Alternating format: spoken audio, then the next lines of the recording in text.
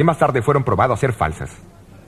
El Dr. Trout, por ejemplo, prohibió la sal y el azúcar completamente, diciendo que la sal era un mineral venenoso y el azúcar no tenía ningún alimento. Elena White usó un poquito de ambos, pero avisó de sus malos efectos cuando son usados sin reserva. Concerniente a la sal, escribió en 1901. De acuerdo a la luz que me fue dada por Dios, la sal es actualmente esencial para la sangre. La causa y el motivo de esto no lo conozco, pero les doy la instrucción como me fue dada.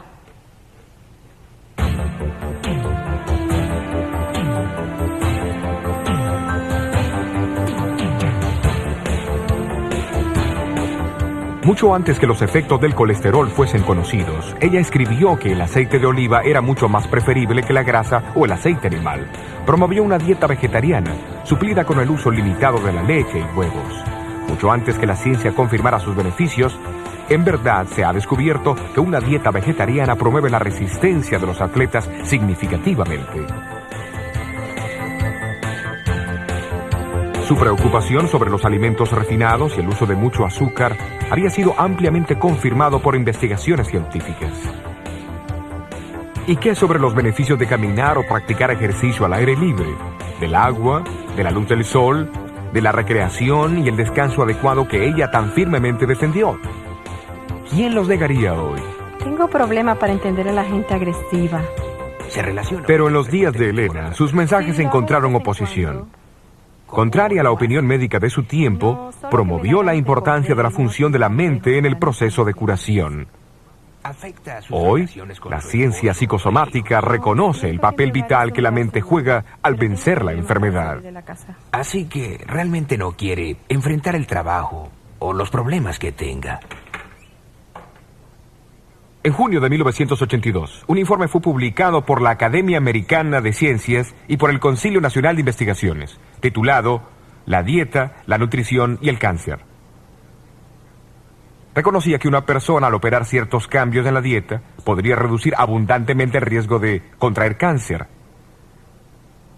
Las reformas sugeridas incluían comer muchas frutas, granos y vegetales, y reduciendo el consumo de grasas, azúcar, sal y alcohol, dejando a un lado el pedido de Elena White para la abstinencia total de bebidas alcohólicas. Este informe no se aleja ni un poquito de lo que ella misma escribió más de un siglo antes.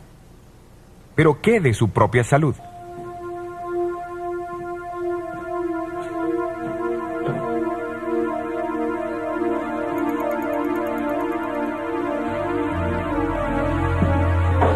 La visión de junio de 1863 fue dada a Elena cuando estaba muy débil, enfermiza, propensa a frecuentes mareos y desmayos.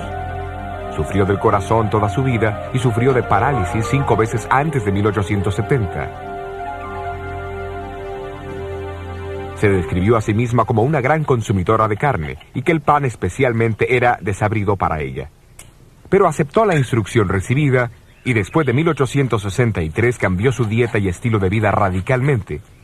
Como resultado, sus constantes mareos y desmayos la dejaron permanentemente y su salud comenzó a mejorar.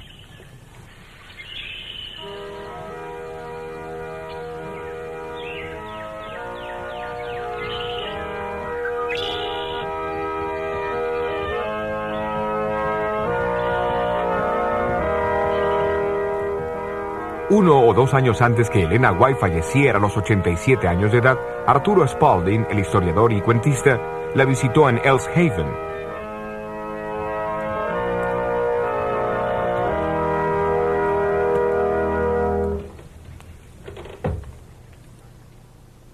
Después del culto familiar en la sala, ella salió hacia la antesala y con paso ligero y enérgico alcanzó las escaleras.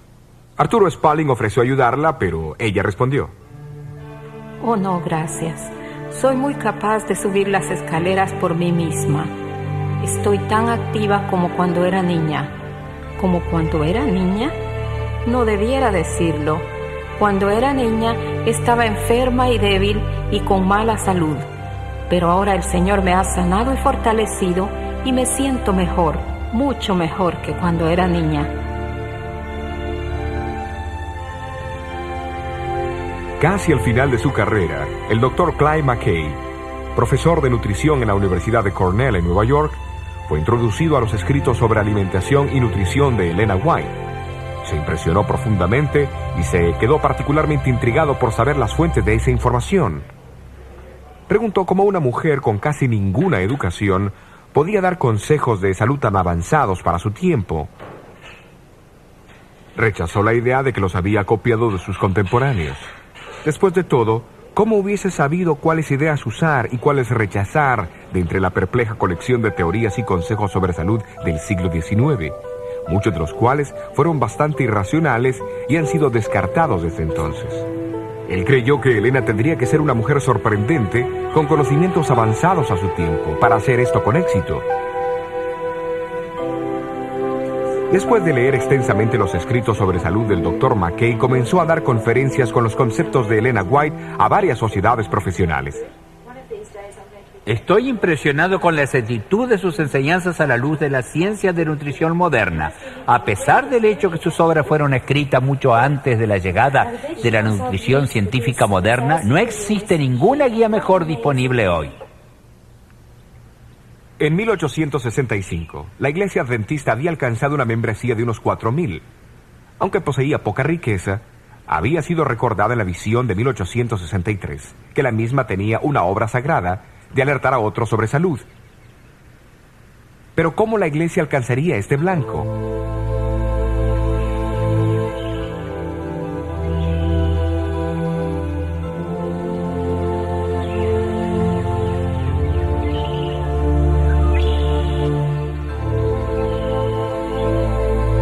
En agosto de 1865, Jaime White se rindió a las presiones y a las cargas de liderazgo de la Iglesia y sufrió un agotamiento en su salud. Su esposa lo trajo aquí a la casa de la ladera, en Dansville, para ver al Dr. Jackson, donde fue tratado por unos 3 meses. Los White tuvieron una oportunidad de observar los principios de la reforma pro salud en práctica y encontraron mucho que alabar.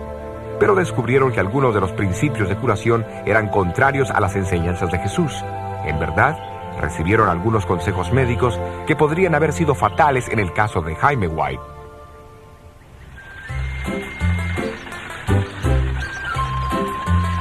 En diciembre, Elena decidió retirar a su esposo de la institución de Dansville y viajaron a Rochester, en el oeste del estado de Nueva York. Muchas oraciones fueron elevadas allí por la salud de Jaime White, y en la Navidad de 1865, Dios respondió al darles un extraordinario regalo de Navidad. Elena White recibió una visión, donde le fue mostrado que la Iglesia debería comenzar con su propia institución de salud, para aquellos que deseaban aprender cómo cuidarse para prevenir enfermedades.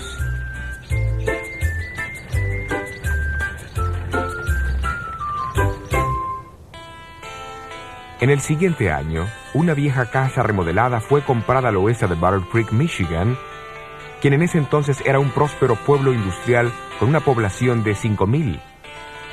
Conocido como el Instituto Occidental de la Reforma Pro Salud, abrió sus puertas en septiembre de 1866 como el primer centro médico adventista del séptimo día del mundo. Circulares anunciando la institución declararon que ningún tipo de droga sería administrado. Solo métodos naturales de curación como el agua, el aire, la luz, el calor, la alimentación, el sueño, el descanso, la recreación, etc., serían empleados. La alimentación significaba una dieta estrictamente saludable, consistiendo de frutas, granos y vegetales. En 1875, el Dr. Juan Hervey Kellogg, que recién se había graduado del prestigioso Colegio Médico del Hospital Bellevue en Nueva York, fue empleado por el instituto. Había sido alentado y ayudado financieramente en su carrera médica por los White.